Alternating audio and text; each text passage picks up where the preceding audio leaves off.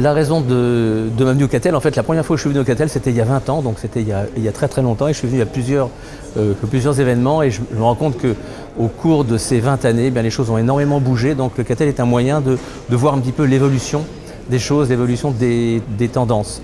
Et dans le domaine de ce que nous faisons avec SPS dans ce projet de lutte contre la désertification médicale, on a pu avoir une tribune intéressante pour montrer comment tous les acteurs que nous sommes autour de ce projet peuvent arriver à coopérer pour fabriquer quelque chose. Et ce qui était aussi très intéressant, c'était le fait de voir qu'il y a des tas d'initiatives qui sont dans d'autres villes et même dans d'autres pays et que nous sommes finalement tous les uns les autres, nous faisons partie d'une espèce de courant qui permet de faire bouger des choses, de faire bouger des lignes, et ça pour le bien du patient et pour la santé publique.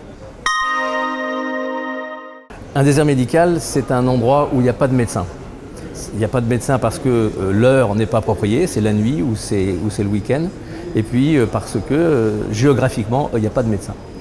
Il y a 480 communes médicalement désertifiées en France, et on sait qui sont des déserts, et il y a des tas de pré-déserts qui vont devenir des déserts dans quelques semaines ou dans quelques mois. Alors comment nous pensons que nous pouvons, grâce à l'intelligence artificielle, améliorer les choses? D'abord, en faisant une collecte des données. Le patient, il peut se connecter directement sur un centre d'appel ou sur un ordinateur et renseigner son problème en cochant des cases grâce à l'intelligence artificielle qui lui est proposée. Tout ça, ça fabrique un compte-rendu, et ce compte-rendu est envoyé à un centre d'appel dans lequel il y a un standardiste et un médecin.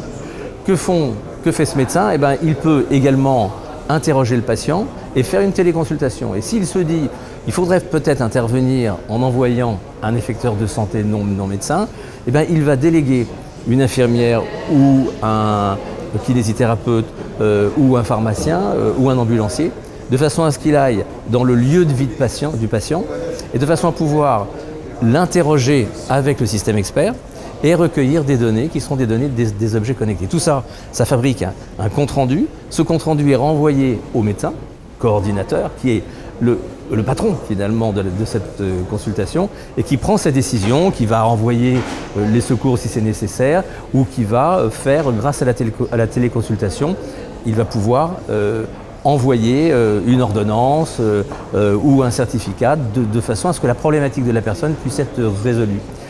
Ce que je voudrais juste dire pour terminer, c'est que c'est quelque chose qui est hyper urgent, parce que il y a un effet domino qui va se passer. Quand on n'aura plus de médecins prescripteurs, eh ben, on n'aura plus de pharmaciens, on n'aura plus d'infirmières ni personne. Et on aura transformé un désert médical en un désert sanitaire. Et il y a urgence à faire quelque chose. Et je pense qu'au niveau du ministère et au niveau de la gouvernance, il y aurait quelque chose à faire qui serait de créer un statut pour les communes médicalement désertifiées, de façon à ce que ces communes puissent bénéficier de façon spécifique d'une loi que nous avons qui appelle la loi HPST sur la délégation des tâches. Voilà, je pense que c'est la première des urgences à faire, et c'est ce qu'on essaye de faire avec SPS, avec tous les acteurs qui sont autour de ce projet absolument passionnant.